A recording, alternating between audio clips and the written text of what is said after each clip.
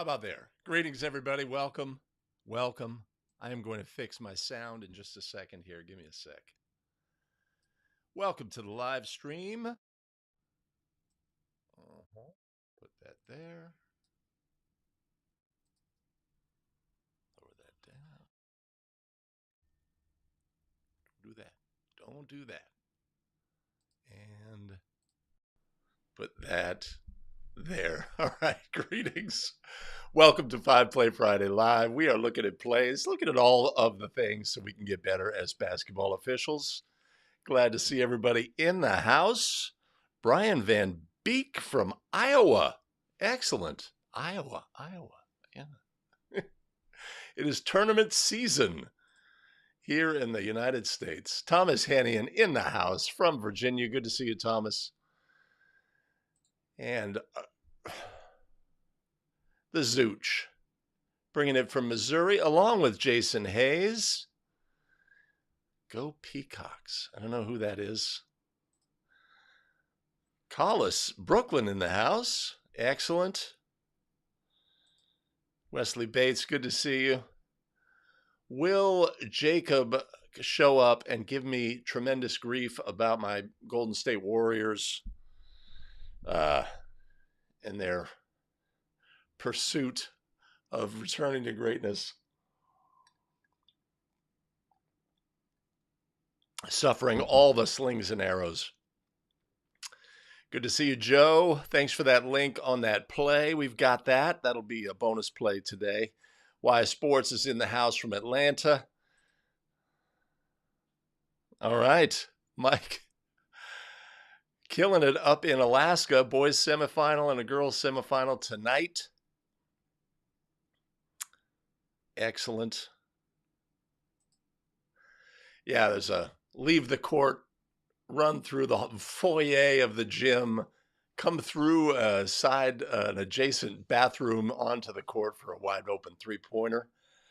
And we're going to look at that play from the wacky world of basketball. I guess a show that used to be on. All right, let's do all the things. I mean, that's why we're here, right? To do all the things. So why don't I do some of the things? Oh, awesome. Okay. I'm going to put that there. A little lag. Why don't we put that there and see what this does?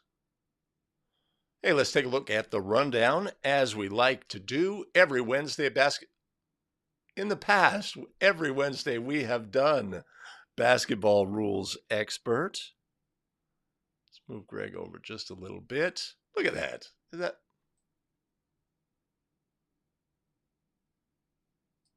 How about it? Not bad, not bad. And Fridays, we have been doing 5 Play Friday, where we analyze all the things. That's what we're going to do today. Look at some plays, try to get better as basketball officials. But one side of this video back here has a lot of, is dark, and one side has like a lot going on. It's crazy. Crazy. If you're new to the show, you're new to me, you're saying, what the heck is going on here? My name's Greg Austin with A Better Official. Jump in the chat. Let me know where you officiate from. I'd be pleased to meet you. And when we look at plays, we're going to be talking, trying to get better, communicating as a group so that we can all get better. We'll have opinions about plays. Anytime we look at game video, we're going to see, person one sees this, this, and this, but person two sees this and this as well, right? There's other things that we can see, other things that are important that we can take away from video plays. And if you have a moment to like the stream, it gets us, YouTube says, oh, well, the people watching it are liking it, so let's show it to more people, right? That's how the YouTubes works, and that's awesome if you could do that. Right, now I can go here, right? Go to the rundown, start the show. 5 Play Friday. Oh, Chris Janish, we got a couple of Chris plays today coming in. What is your situation with those that state tournament there, Chris? What is going on with you? Will you be taking to the court? Jason Hayes, do not rely on that ever happening. Oh.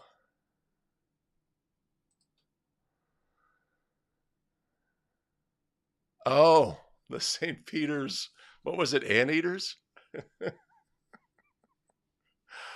Yeah, my favorite Twitter follow, Rex Chapman, a little crushed by the Kentucky defeat. Hey, Stan, good to see you. Pittsburgh in the house. All right.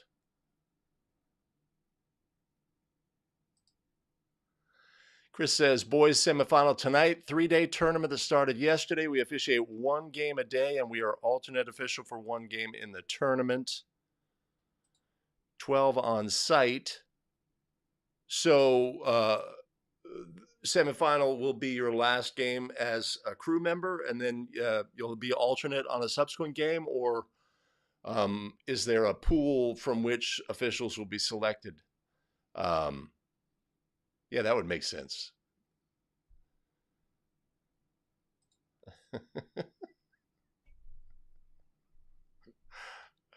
The Ashley Judd reference. Awesome. Okay. How's the sound level? Should be fantastic. Fantastic. Boom. All right.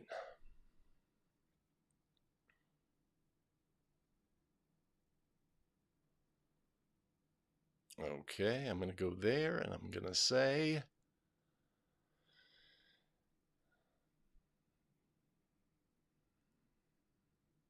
analyzing game video. We love it. We love to break down plays. We like to look at all the things. Let's get started today and look at plays. How many? 5 plays. Stick around.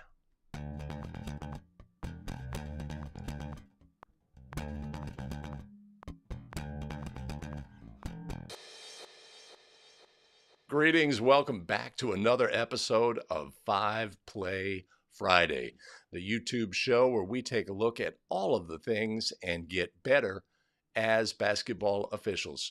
Greetings again, everybody. My name is Greg Austin with abetterofficial.com. We craft video to help basketball officials get better and take control of their officiating career. If you are a basketball official and find that kind of content valuable, be a great time to do all of the things. Make sure to like the video. Helps us get it in front of more basketball officials. And subscribe and hit the notification bell so you don't miss out on any of our brand new content. Before we get started today, allow me to thank our tremendous show supporters who help fuel the show. Sylvia Biggett, Les O'Connor Jr., Jim Youngkins, Darwin Sonata, and Chris Hirano. Much appreciated and much love. You want to support the show? I will ensure that there is a link down in the show notes below. All right. Don't know why that didn't play, but we don't care. We don't care. We're just rocking. We're rolling. We're rocking and rolling. All right, so I think I'm going to have to kind of wing it manually as my show is in shambles.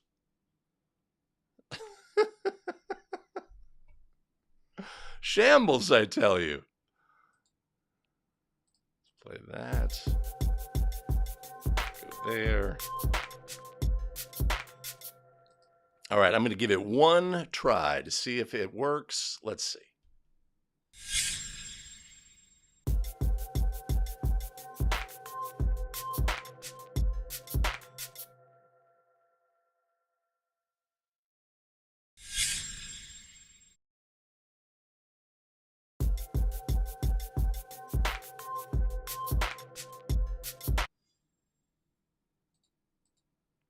Not working.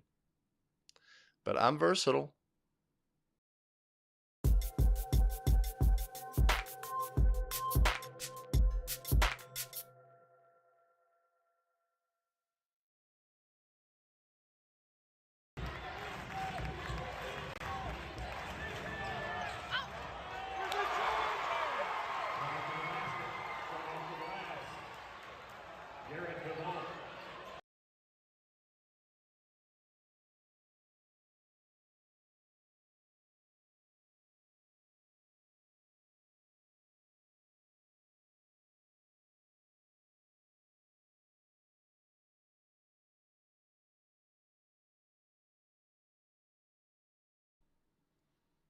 All right, it's an I transfer play. We can consider this as lead. Do we pick up that secondary defender in a timely fashion on this play?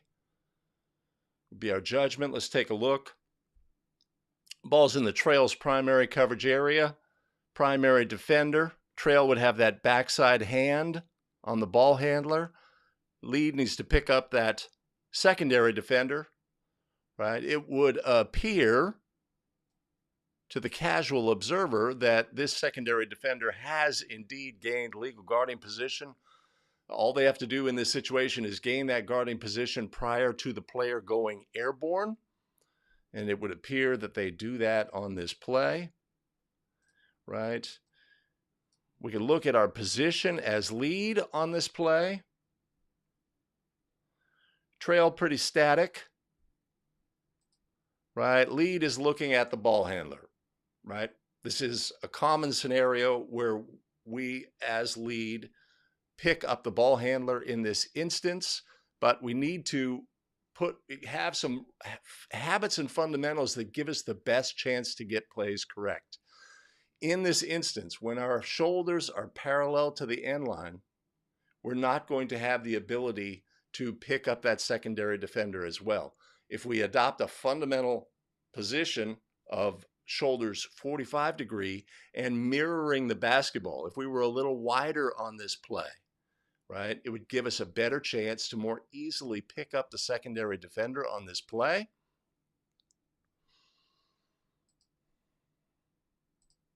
Right, our player is in a legal guarding position. The ball handler has yet to leave the floor.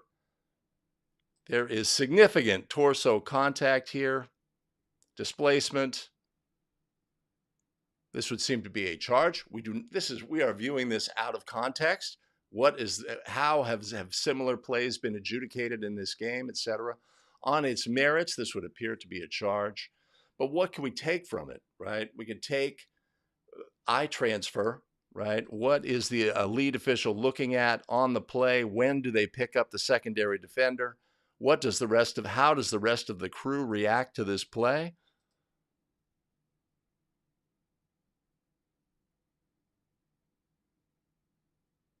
That's going to be a no call, right? We're late in the game here.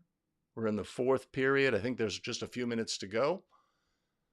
Close game. Not a lot of fouls have been called, right? Those are the variables that we see on the play.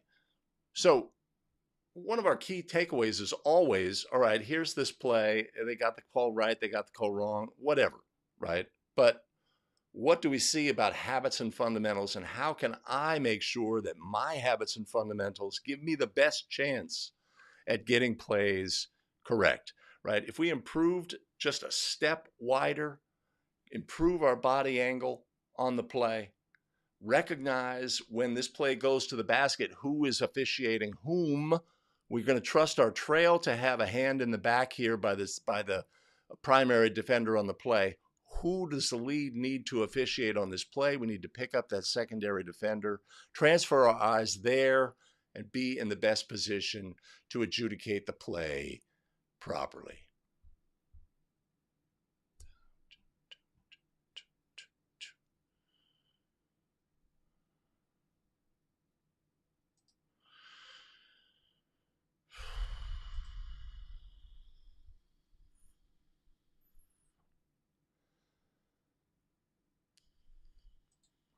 Chris Janish, better discipline with your eyes as the lead. I would get wider to gain a better perspective on the secondary defender.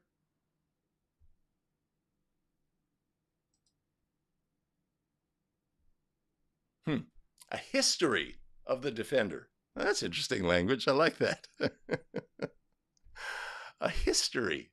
I've got his history. He was there, and then he was there, and then he gained a legal guarding position in the path of the ball handler. I like that.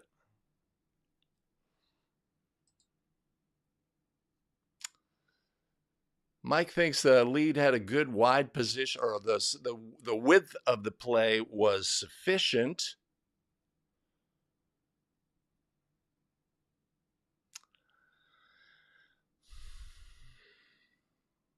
I think it could be improved. That's just me. I think it could be improved. Why Sports says can't have a no call here. So if we are, one of the other officials on the crew, well, that's the lead's call. No call. Okay. Right. So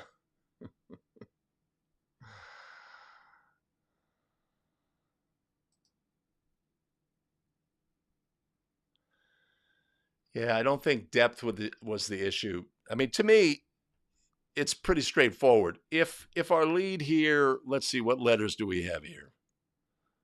Republic. If we were on the R instead of the E and we had 45 degrees so we could just quickly adjust our eyes, right? I think we just have a better shot at this play. I really do. I'm going to, let me see if I can move this. Ah.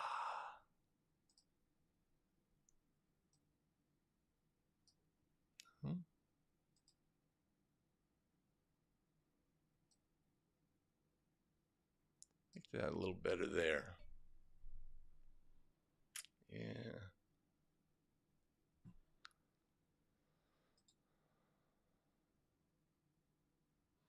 Why Sports, this is an example of how to begin to let other officials into your primary, right? If we fail to do what's necessary in our primary, we are inviting additional calls from outside the primary.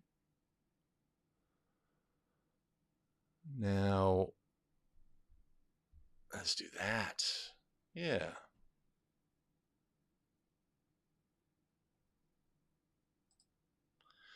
Joe, if either of the two outside officials, the center would be the one we'd want a late whistle from. We're late in the game. We're working as a crew, etc. We could always come with a whistle on this play. There was obvious displacement on the play, right? It wasn't a player embellishing contact. There's obvious displacement, but again, we're looking at it, in and of on its merits by its own self. Maybe we had just similarly had a no call at the other end, etc. There's a lot of variables when it comes to actually officiating the game. Of course.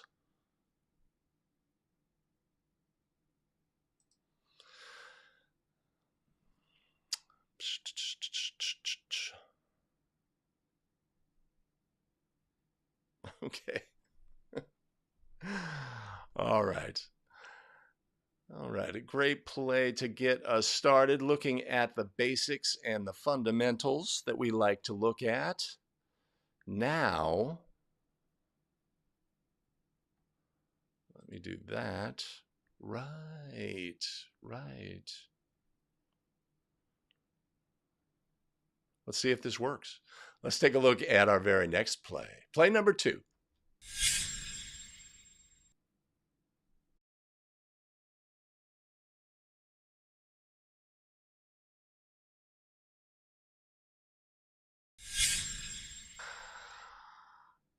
Ay, ay, ay.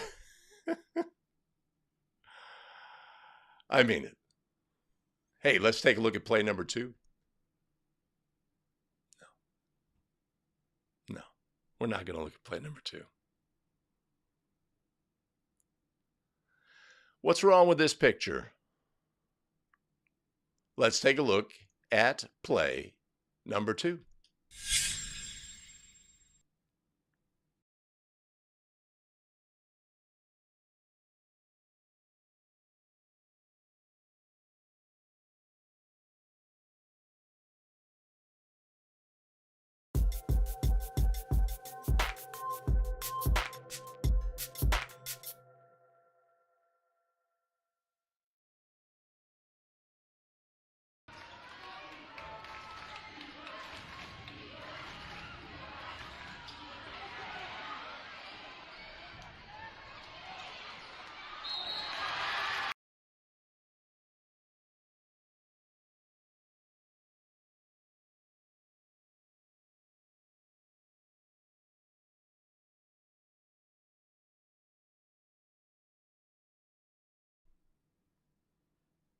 All right.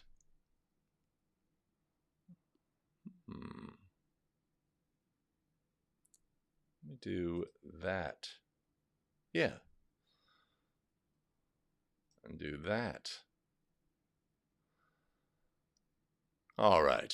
So play right in the middle of the lane, right? Airborne player, defender moves under them into their path, contact on the landing, player to the floor, no whistle on the play. What should be the correct adjudication on this play? We do get the subsequent foul there. That's an obvious foul.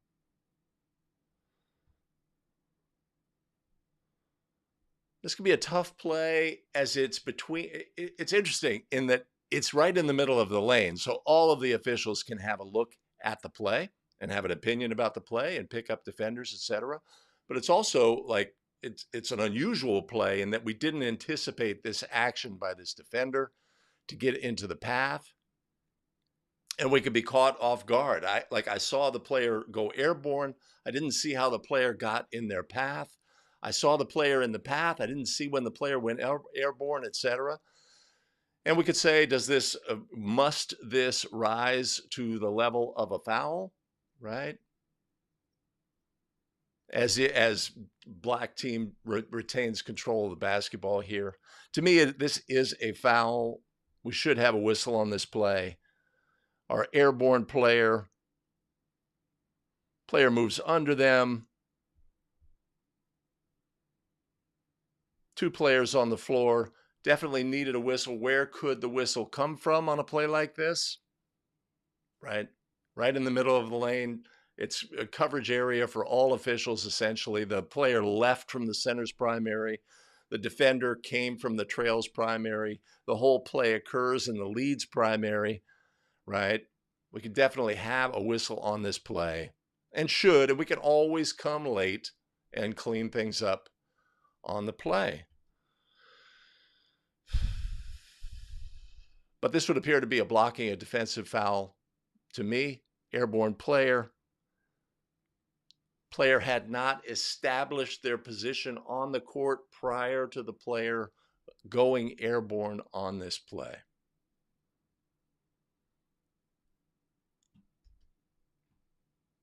No, I'm going to stay here. Why sports? This is true. This is true. I do not have command of the show.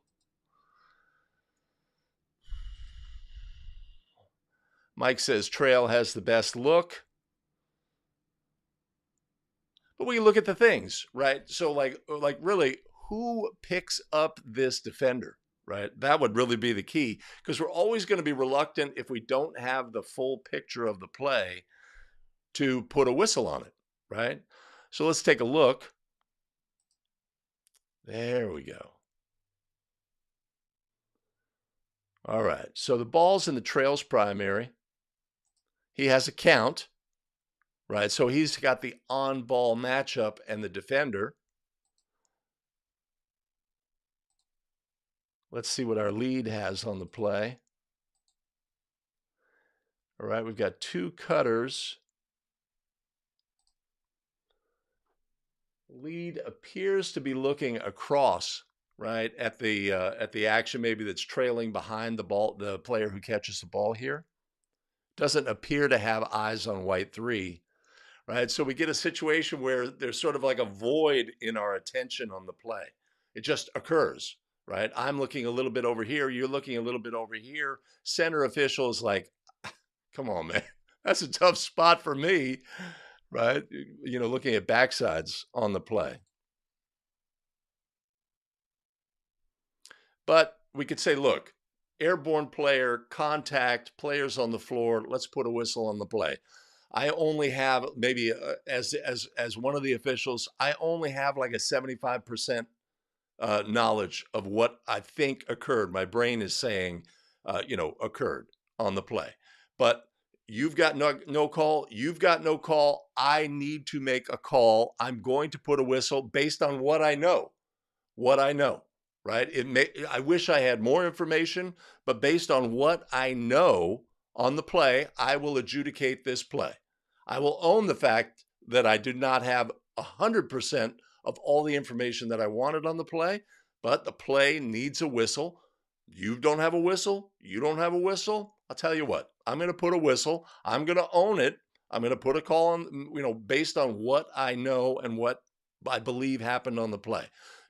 I want more. I don't have more. The play needs a whistle. We've agreed before the game, these kind of plays need whistles. Let's put a whistle on the play. I'm executing our plan as a crew, right? And we're going forward from there. And I will own the fact that, the opposing coach, the offended coach may say, no, no, no, no. Oh, that's terrible. Oh, he was, whatever. I'm going to own that fact, right? But the play needs a whistle, and a whistle it shall have.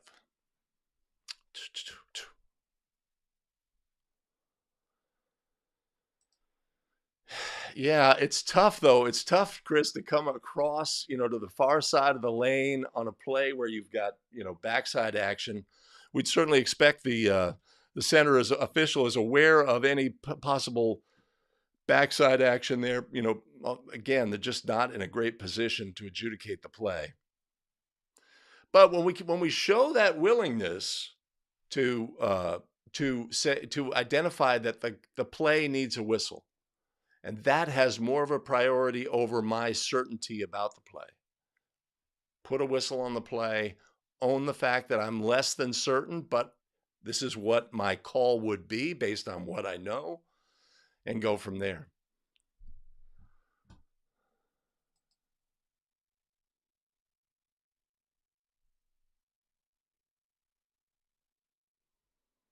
Yep. Yep.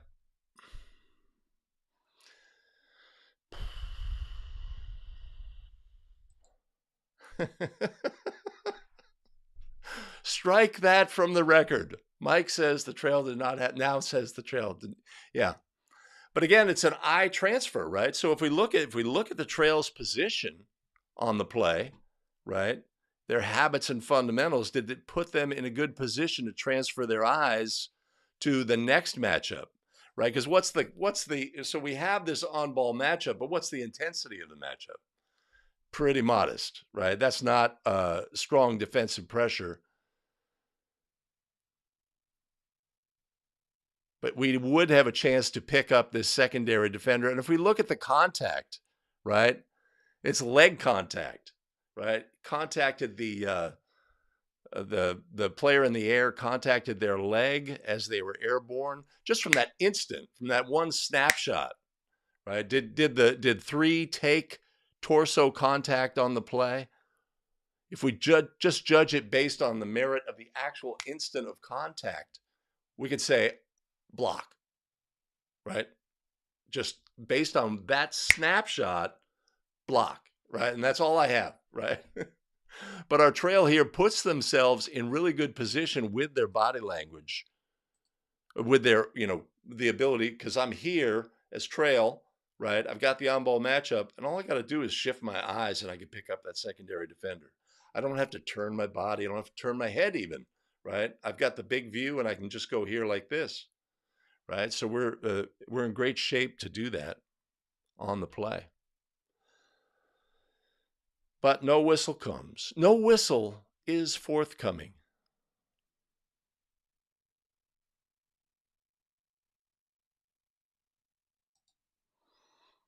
The trail on the play, I think they're in great position. Center's a little low.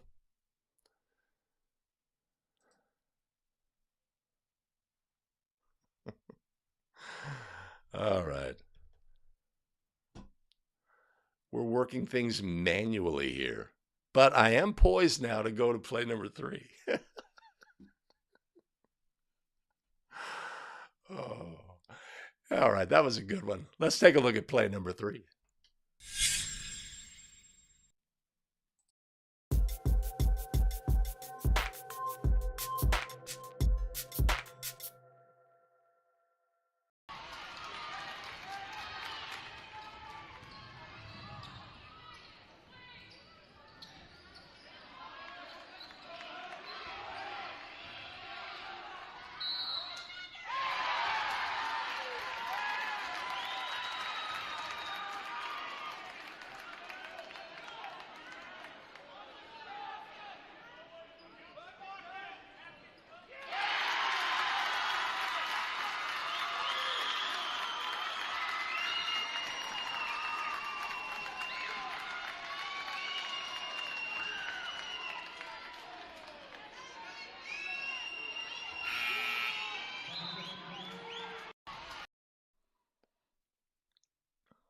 All right. Tremendous.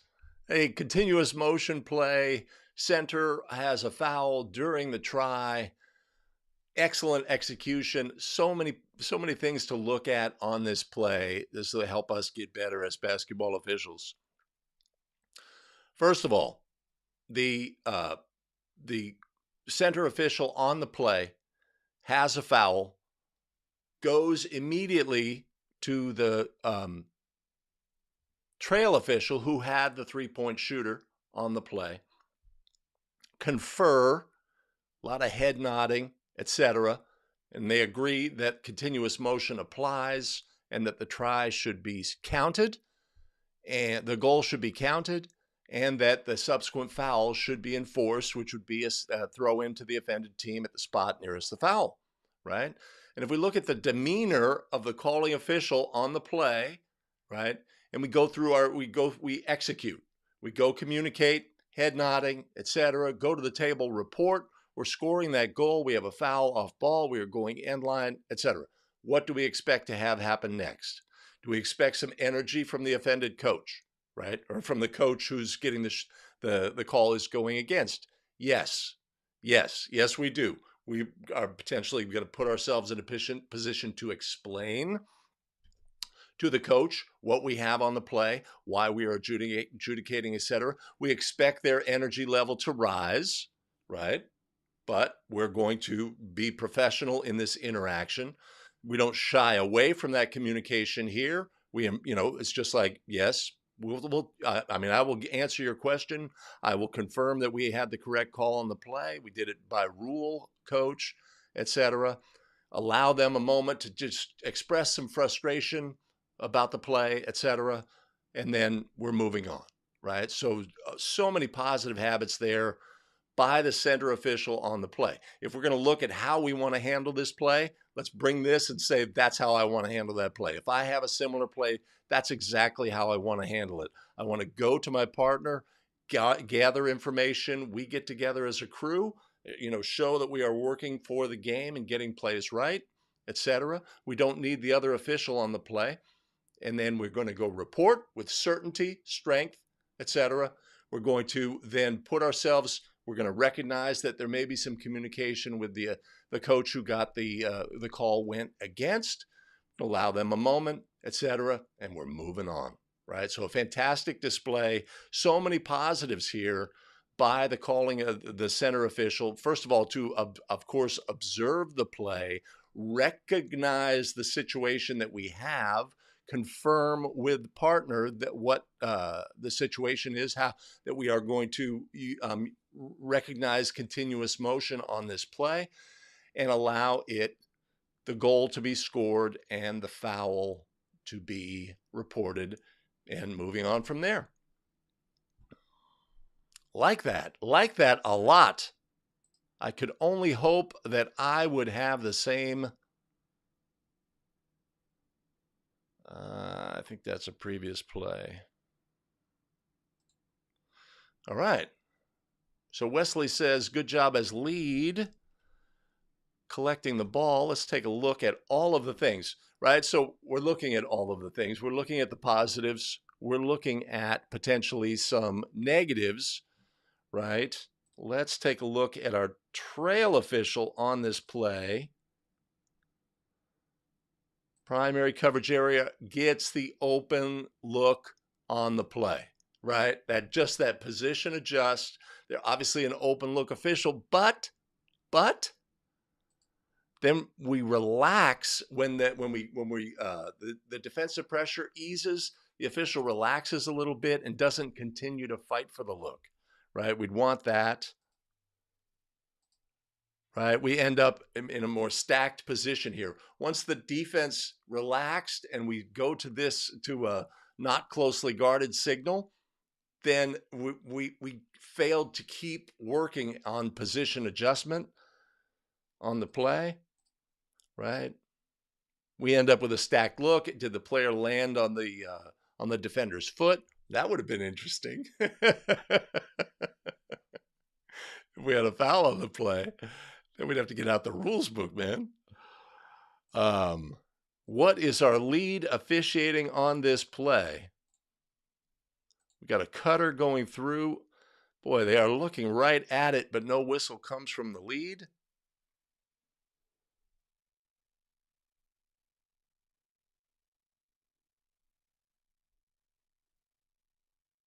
Yeah, yeah, a lot of positives there. A lot of positives. Chris says, great presence and demeanor by the calling official. Excellent. I agree 100%, right? Is there any like uncertainty, or, you know, it's just like strength, confidence. This is what I have. This is what we have. This is how we're going to move forward, right? We the game appreciates that certainty. The game appreciates an official who is strong. This coach may disagree. That goal should not count. This, that. But I tell you what, they really appreciate officials who are strong in in the way they officiate the game. It allows everybody to know that these officials are here to take care of the game. I may disagree with some calls, but I don't have to worry about the fact that they are engaged and officiating this game, right? With strength and confidence. And that makes everybody feel just a little bit better. Yeah, we could, you know, we could start like picking nits. Should should we score the goal first, and etc. We could put the three, it could go up with that, I suppose.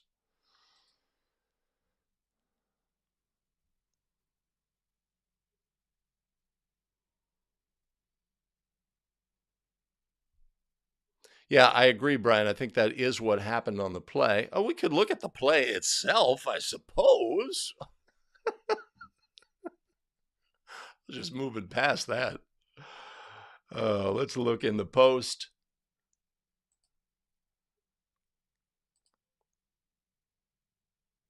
Where are you? Okay. Yeah, so our player in black extends both hands behind, trying to identify where white 3 is, right? Not really a legal... A little twofer, right? The black player seems to sort of like find the backside of white 3, and white 3 moves back a little bit, and that sort of starts black on his way down, and then white 3 grabs the arm on the play as well.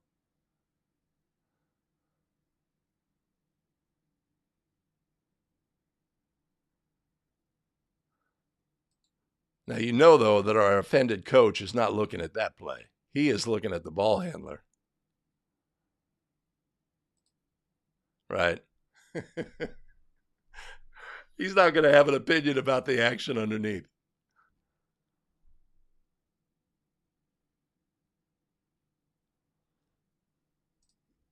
Oh, Critton got the new avatar going. Yeah, may have gotten distracted by the cutter.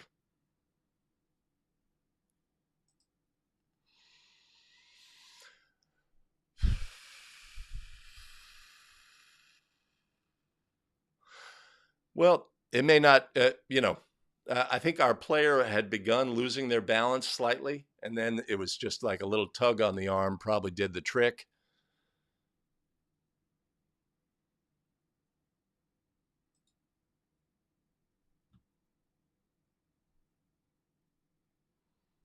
I'm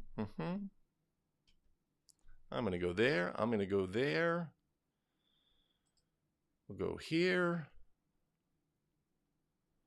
Play 3. All right, let's move on now to play number 4.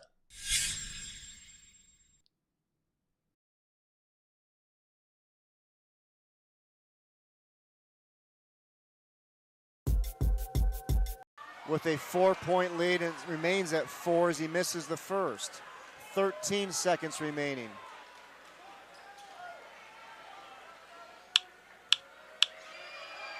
Phipps now to shoot the second, makes that one. It's now a 5-point lead for the Knights. Gonzalez back to Khamaali. Guy gets something up. Foster for 3. Got it! Elijah Foster, his third 3 of the night, cuts the St. Mary's lead down to 2. 73-71. You're going to have to put some time back on the clock because that ball was kind of being tossed around.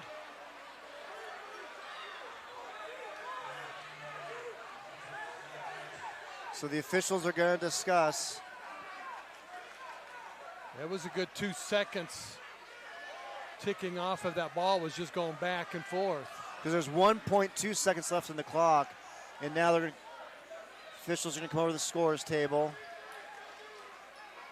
And it looks like they're saying 2.1. If I heard that right, it looked like it was going to be 2.1, not 2.3. 2.3 seconds remaining. 2-point lead for St. Mary's. Styles Phipps to inbound. Looking for somebody, throws it deep for Cherry. Ball's tipped. Clock is running. Got to get it up, Mesquite. Oh! It went in! It counts! It counts! Mesquite wins! Mesquite wins! You've got to be kidding me! Oh, my! Phipps now to shoot the second. Makes that one. It's now a 5-point lead for the Knights. Gonzalez back to Calmise. Got to get something up. Foster for three. Got it! Elijah Foster, his third three of the night, cuts the St. Mary's lead down to Styles Phipps to inbound. Looking for somebody, throws it deep for Cherry. Ball's tipped. Clock is running. Got to get it up. Mesquite. Oh! It went in! It counts! It counts! Mesquite.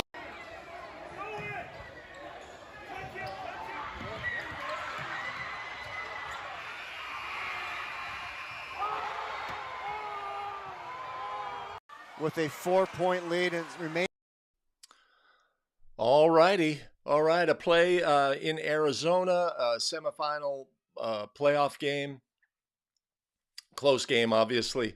First thing here is we have to absolutely disregard on the inset. The timing on the inset is, completely inaccurate at all points along the way here in this, as it often is.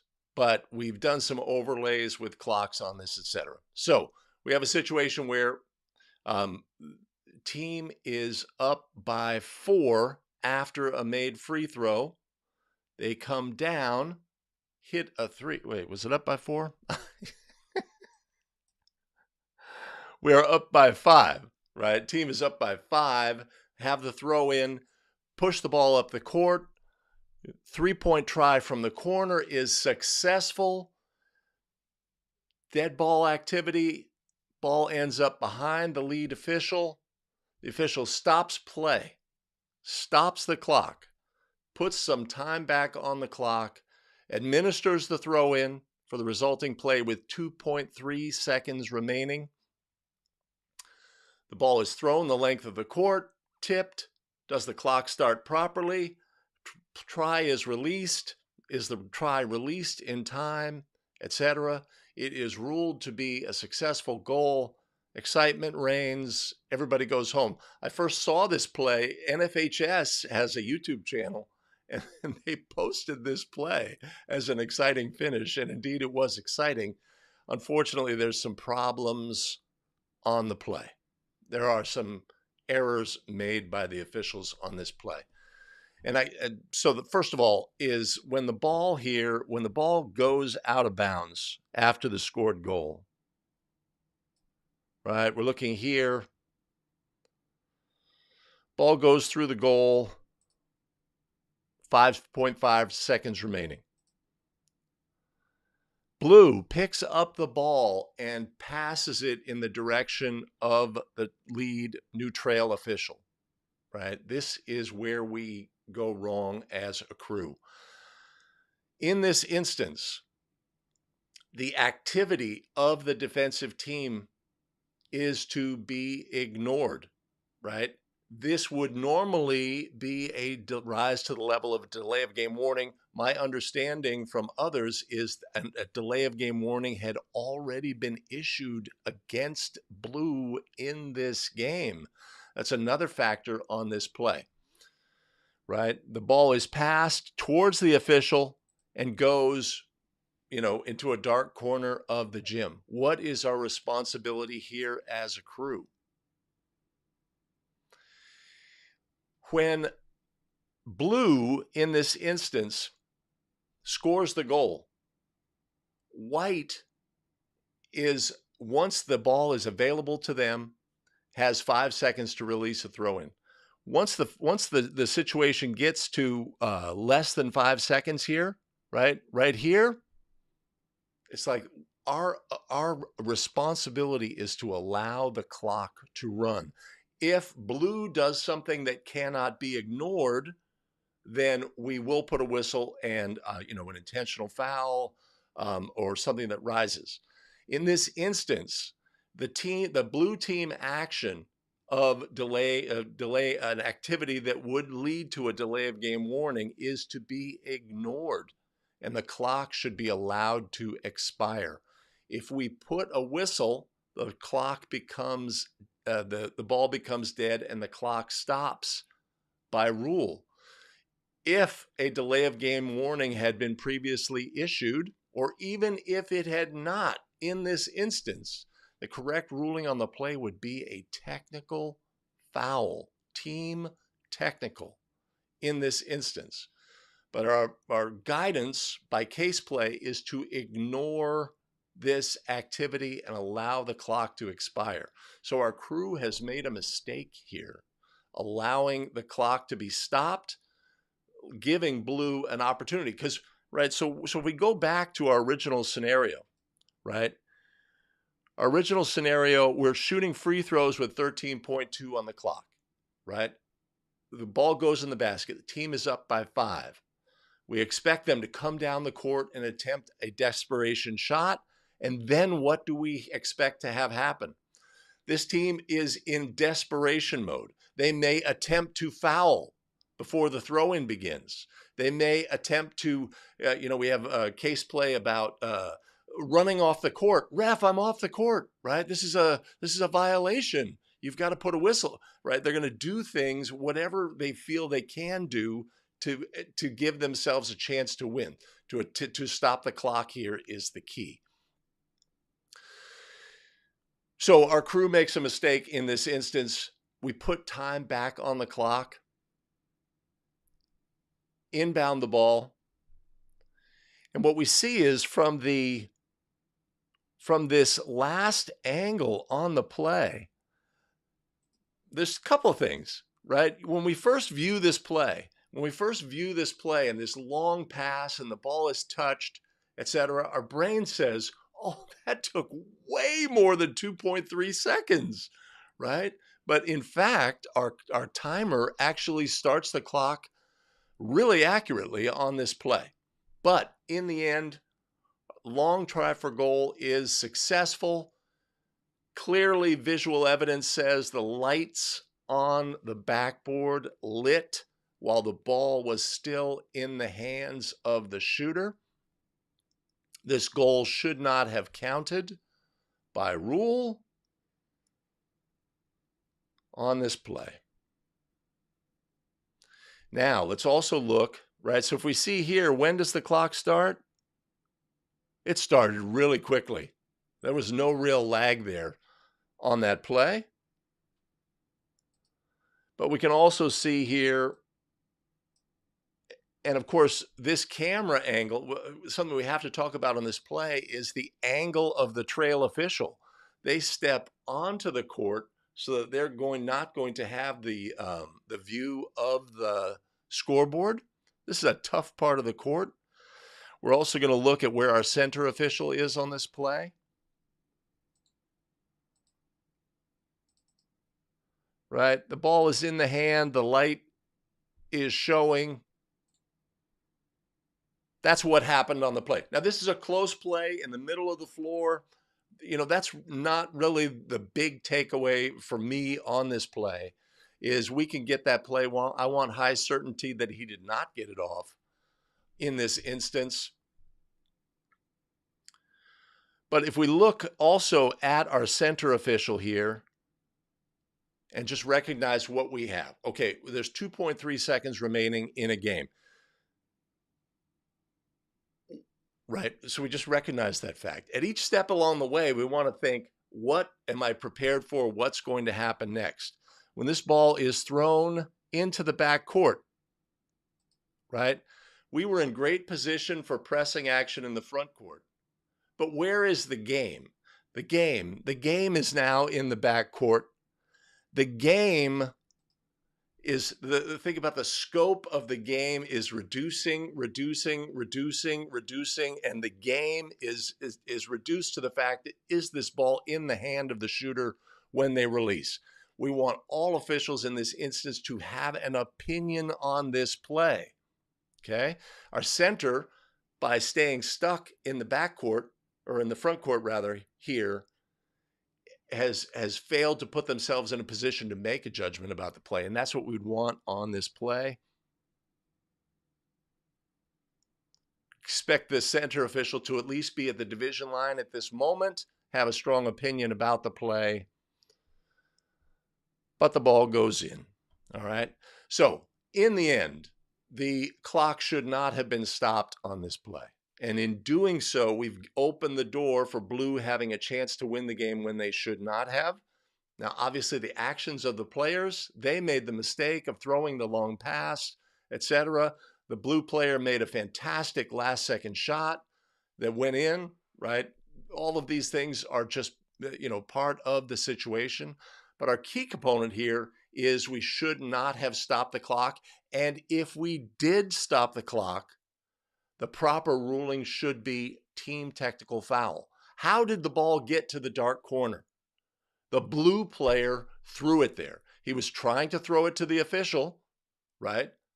The official is, our situation there should be to ignore that action. If it rises to the level of something that we can't ignore, then we have to address that, and the appropriate ruling would not be simply stopping the clock, putting more time on the clock, etc. So,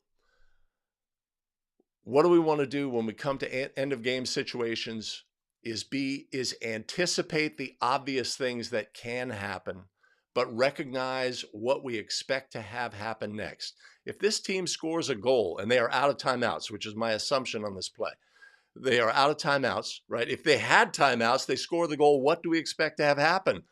Timeout. Boom, I got to have a number on the clock, right? But in the absence of timeouts, what do we expect? It's the drowning man syndrome, right? You're drowning. You are clutching for anything possible that you can do, right? They're going to throw you the ball. They're going to bat it away. They're going to try to, what action can we take? I'm fouling, right? We see that as well, right? And these actions are to be ignored unless they cannot be. And we, unfortunately, as a crew, made that mistake, stopped the clock, put time on, and an exciting finish, to be sure, on the play.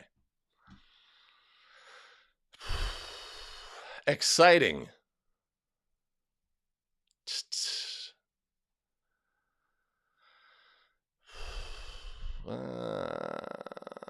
Where are we here? Why did the clock stop in the first place is obviously the key takeaway on this play. Right, so Ray Allen, not that Ray Allen, the Ray Allen, local Bay Area official here in the beautiful San Francisco Bay Area. Work a game with him, and when a defensive player throws the ball, or no, when the offensive player throws the ball, and he's like Matrix, with all the bullets. He's like, well, you just threw the ball in the corner and start counting, right? So we need to avoid this ball, allow the clock to expire.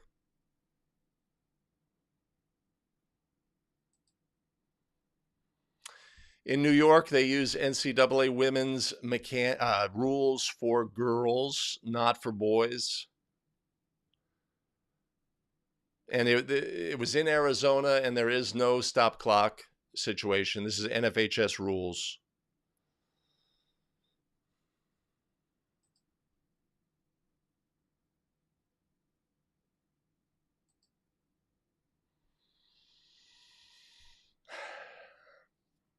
Michael, I need an update on your playoff games, your NCAA women's playoff games. So obviously if we were working where it was a stop clock situation, we would want that number, that 5.7, when the ball clears the net, so that we're accurate there. But that's not the case here for high school.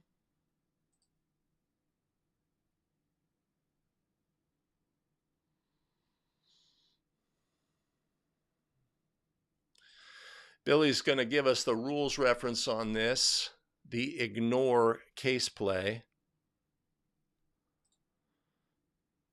Here we are. 9.2.10.a. In situations with the clock running and 5 or less seconds left in the game, a throw-in, plane violation, or interfering with the ball following a goal should be ignored if the only purpose is to stop the clock. However, if the tactic in any way interferes with the thrower's efforts to make a throw-in, a technical foul for delay shall be called, right? So in this instance, the white team is like, we do not have to throw the ball in. We don't want to do that, right? So there's no real interference with their attempt to begin a throw-in on this play. All right, so the ruling is our ruling is this is shoot to be ignored. This blue taking the ball and throwing it out of bounds is to be ignored. That activity would normally rise to the level of a delay of game warning. In this instance, we ignore that fact. If white had attempted to begin a throw-in, but blue had, like taken the ball away from them or something, then a technical foul should be ruled.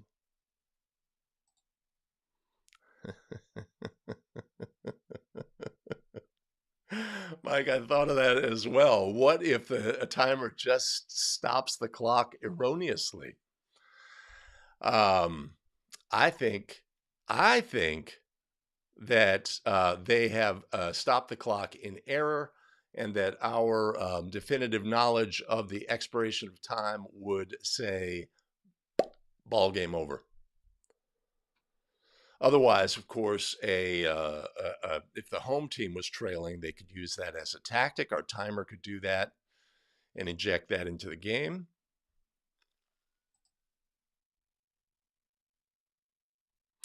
I'm with you, Chip Man. Nice use of the exclamation mark.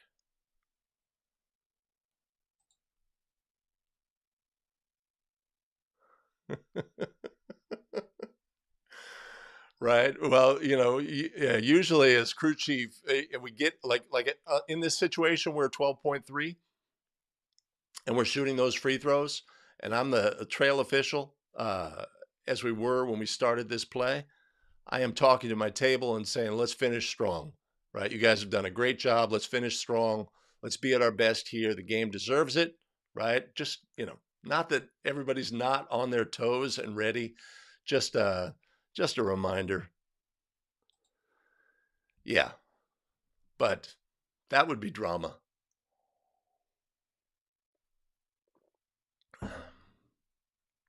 That would be drama.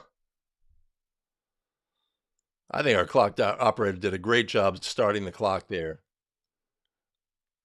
Oh, that's such a tough angle, right? If we look at that angle, the trail official decided to take an inward path here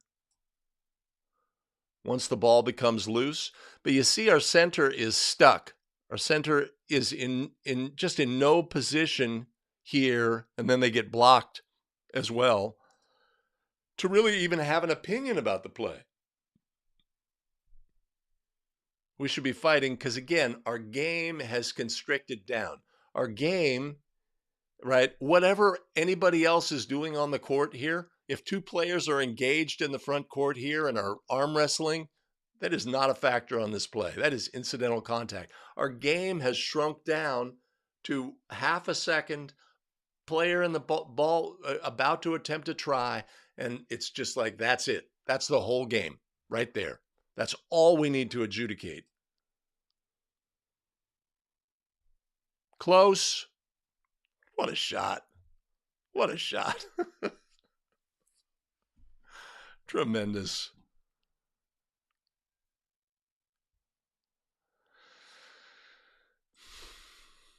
Yeah. Yep. And our center's in great position in that transition action, going the other way, right? End of game situations. Obviously, if we make mistakes in those situations, they just become so amplified. And, obviously we want to be at our best because, if we rule this to be a goal, then obviously the game is over. There's no comeback by White in this instance. Their season is over, etc. But we did have an opportunity as a crew, right? So let's say, when the ball goes in the basket here, let's go back to our original play right here. And our new trail official erroneously blows their whistle. That's what occurs here. And the clock is stopped. What is our opportunity as a crew, right? Most people in this instance see this play and say, oh, that's a delay of game warning. That's by rule. They interfered with, after it's a delay of game warning. That's their understanding of the rule. Not knowing the case play, not knowing this situation, not anticipating the desperation and the activity that the team may attempt to do in this instance, because they have no other alternatives except to do something illegal here, right? But our official puts a whistle on the play and the clock is stopped. That has happened. That is the thing. What do we do as a crew? How do we handle that? Other officials have an opportunity to say, all right, wait a minute. Let's get together. We have to make a ruling here on the play. By rule, what should we be doing here? By rule, after a delay of game, why did we stop the clock? Right? Because the ball got away? No, because Blue threw the ball in the direction of the official and it went, into a dark corner of the gym. We have the opportunity as a crew to get this play right. Everybody seems a little sped up. It's an exciting moment in the game. But that's where our training has to come into play. And all of the officials had an opportunity here.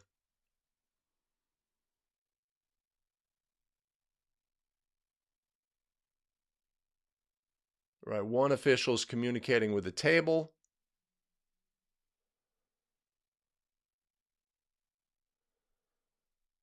Other official comes in. They confer very briefly. Right? So we had our chances. Live and learn, right? So we see this play. We recognize this as something that was done incorrectly, right? We could take that with us onto the court in that big game ourselves, right? And we would expect others to as well.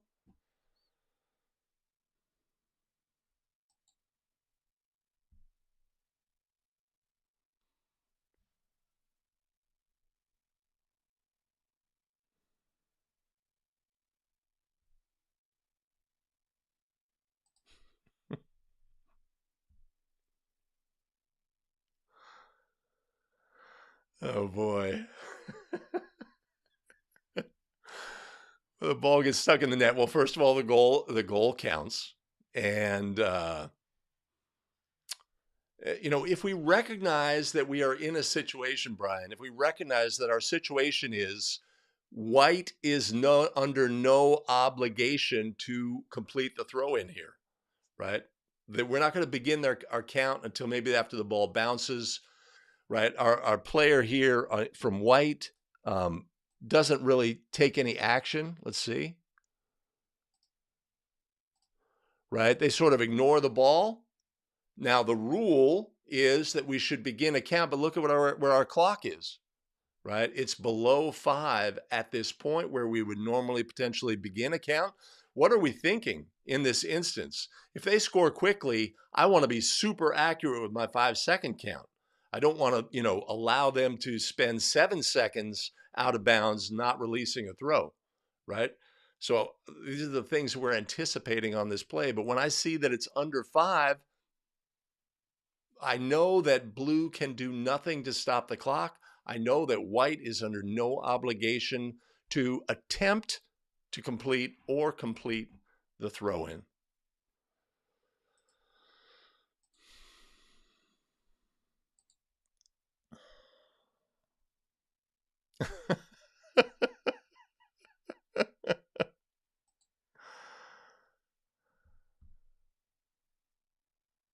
Yep, that's all we can do. That's all we can do, right? I mean, this is a dark little corner of the rules book. Oh, in this instance, you're actually supposed to ignore. But they also ignored the fact that blue had already been assessed a delay of game warning. That had occurred in the game. That is my understanding. I don't see it from this clip, but somebody with a lot of knowledge about the situation says that there had already been a delay of game warning, right? So we're ignoring that fact, which this action should have resulted just directly related to that in a team technical foul, right? We're ignoring that, not just maybe having a hole in the rules knowledge that this should actually, this action should be ignored. We're actually ignoring the previous delay of game warning. So, yeah, you cannot trust those the graphic.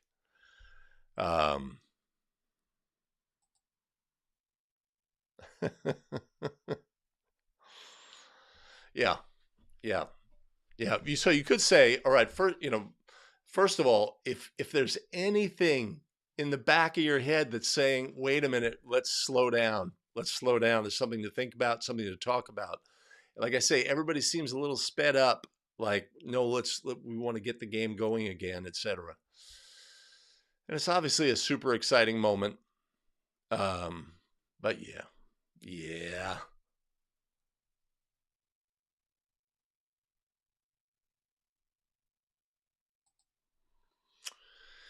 Yep, the gravity is there. Of course, the other thing, and these are obviously experienced officials to be in this game, and the other thing is reps at handling. So let's say you're a young official and you have a doubt about, just the back of your mind, it's saying, wait a minute, this is something, I know it's something, I read it, it's a thing, right? But I don't want to interrupt the game and my veteran partners, etc. Right? Getting reps at, wait a minute, let's slow down. What do we have? Why did you blow the whistle? What do we have? What is the correct, what should we be doing in this instance? Do we need to get together and talk about this? Am I unsure? Do I have a doubt? Do I think we should be going in another direction? And having reps in this situation, being comfortable saying, slow down, slow down, slow down. If we need to communicate, communicate. Because we don't necessarily get that, a lot of experience doing that. So avoid the dark corner. Like that punch in Alabama, where, that off-ball punch. Avoid the dark corner.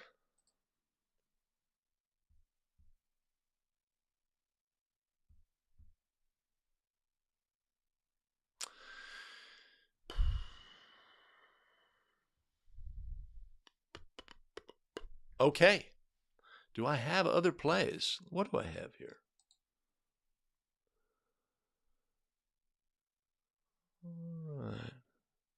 Oh, I never played that one.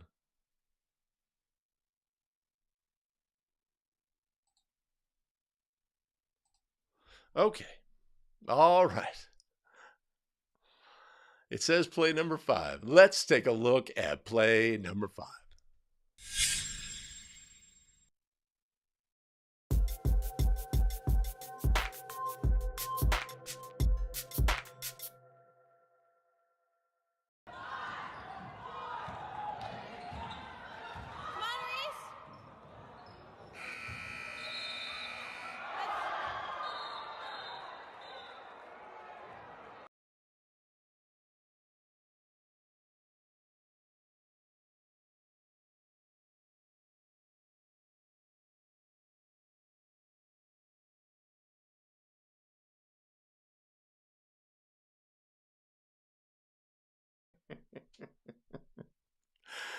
Oh, it's just great.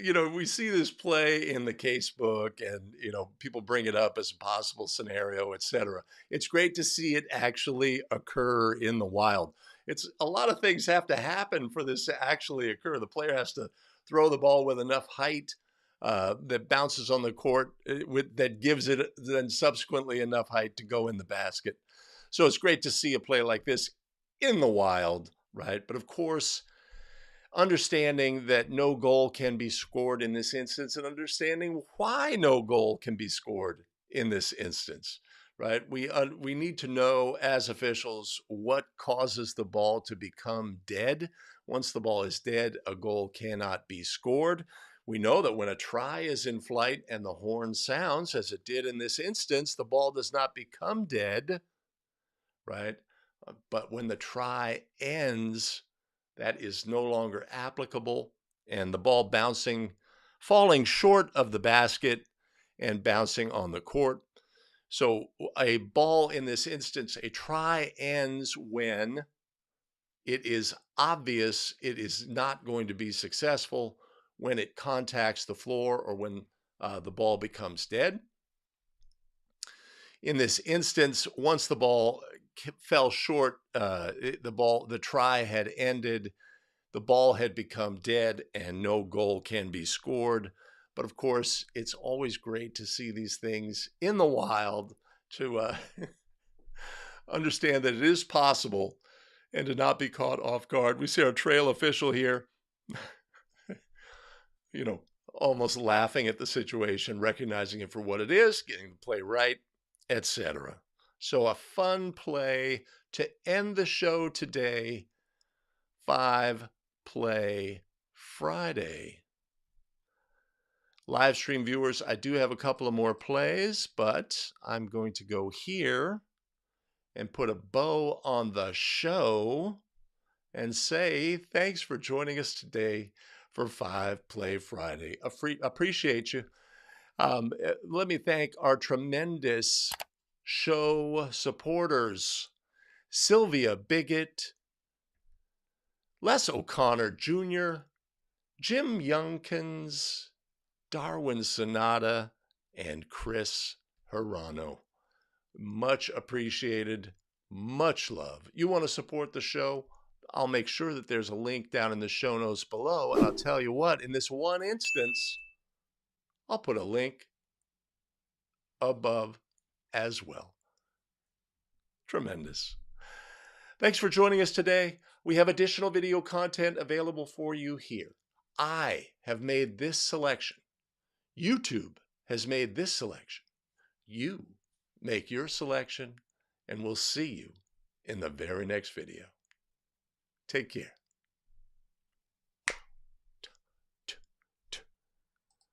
It's a bonus play for live stream viewers.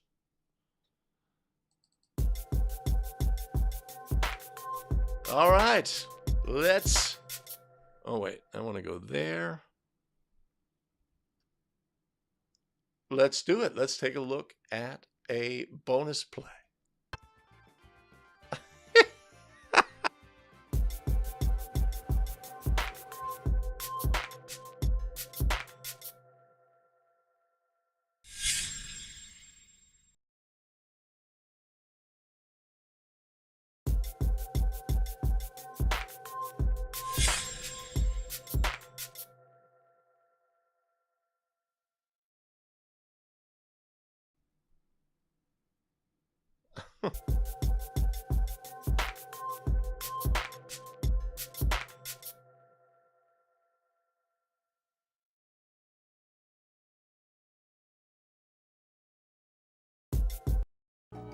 You're right, Jay. This was a crazy one. Watch the team in white. In particular, this guy right here, who's about to leave the screen. In fact, not only did he leave the screen, but he also left the gymnasium.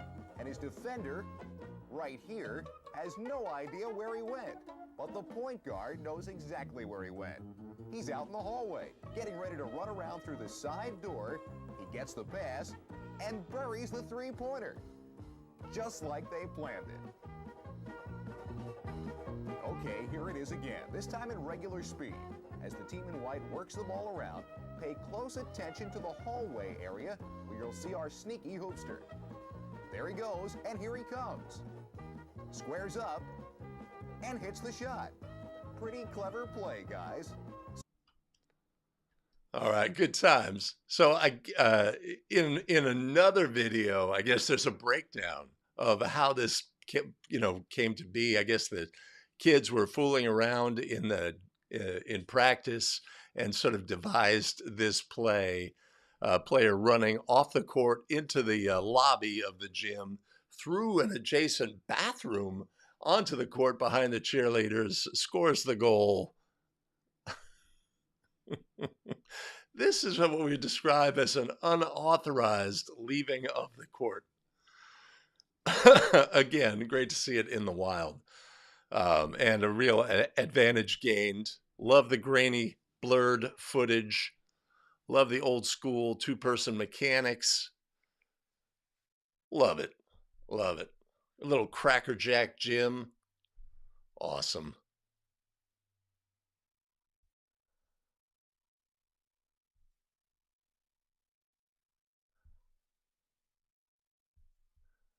They cut as they go away. Player leaves the gym. The defender's like, where the heck?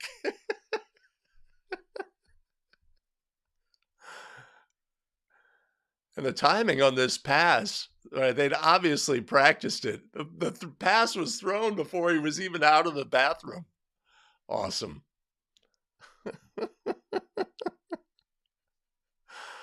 Oh. I'll send it to you, Mike.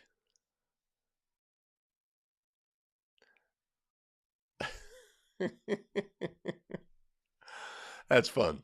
That's fun times. All right.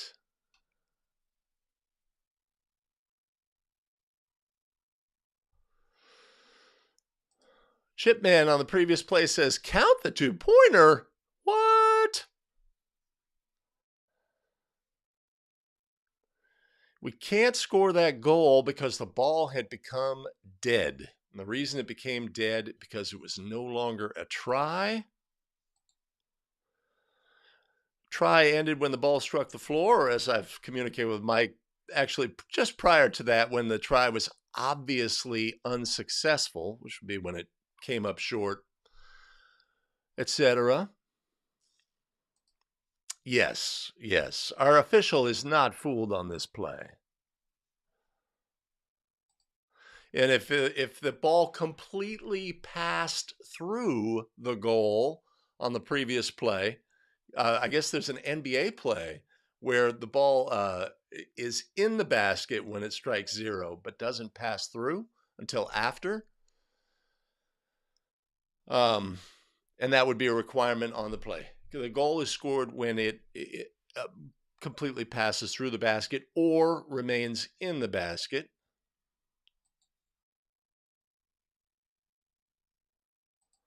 Chipman doesn't like it. He says, score. And Michael, that's fantastic. That's fantastic. That is a feather in the cap. Next year, finals. How about it?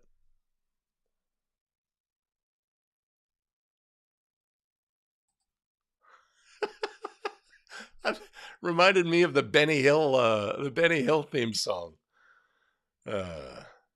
Awesome. Okay. Let's see if we can craft another bonus play. Let's do it. And his defender, right here, has no idea where he went. But the point guard knows exactly where he went. He's out.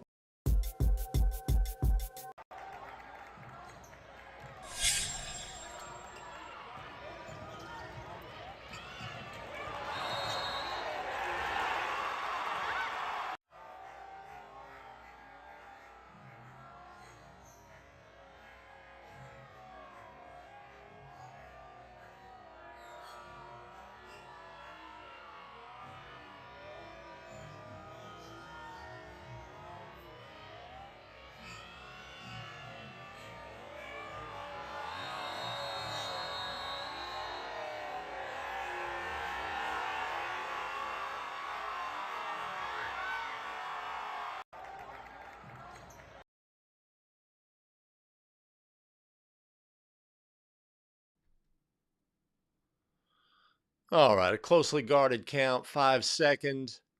It seems timely, maybe a little sped up on that final tick. There's the 1. There's the 2. That's a good count. 3. I like the emphasis on the end.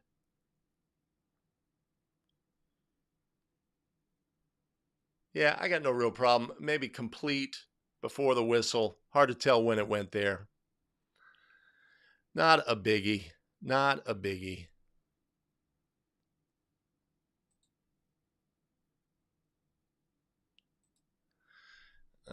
Let me see if I can put that there for you, Mike, because I have skills. I have skills. I'm going to go here. I'm going to go YouTube. I'm going to go history. I'm going to go not parents fighting. Gosh darn it. I'm going to switch accounts. I'm going to go here. I'm going to go, there's 2. I'm going to there. Copy. Go here. There's a link. And then Joe had a different link that was sort of the breakdown on the play. Let's see if I can find that.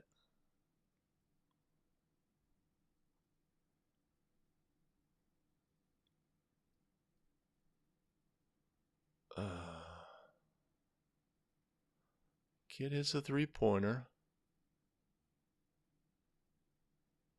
Can't find that one. But that's the link. Oh, you got it. Oh, Joe already put it elsewhere. Maybe you could repost it. Awesome. Okay. Go in there. All right. We're out of plays. We're out of plays. Hey, so my live streaming schedule is going to be shortened. Not sure when we're going to come back. It will not be next week. Next Wednesday and Friday, we will not be live. We'll see what the best course of action is over the summer or the spring and summer months as the season is now over. But don't look for me next week. I am taking a week off for sure. Not that I've ever done that before. I get more time off than Andre Iguodala. I'll tell you that much. So I appreciate everybody joining the stream today. We're probably way over. What are we looking at? Oh, 90 minutes. That's pretty good. I'm happy with that.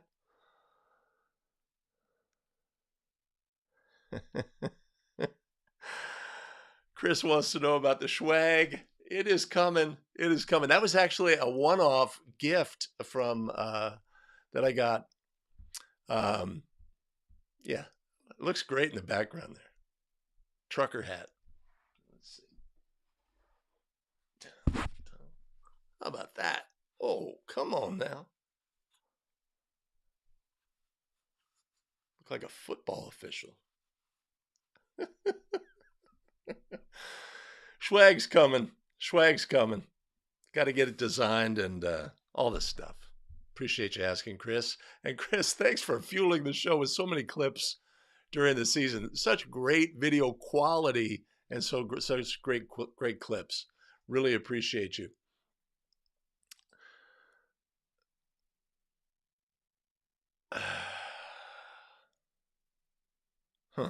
Not clickable.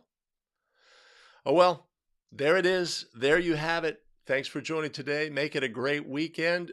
If there are still games to be viewed or officiated, have at it. Pretty soon we'll have AAU games and rec league and off-season work coming up. And, of course, camps on the horizon. Enjoy March Madness. Hope your teams do well. And we will see everybody in the next one. Take care.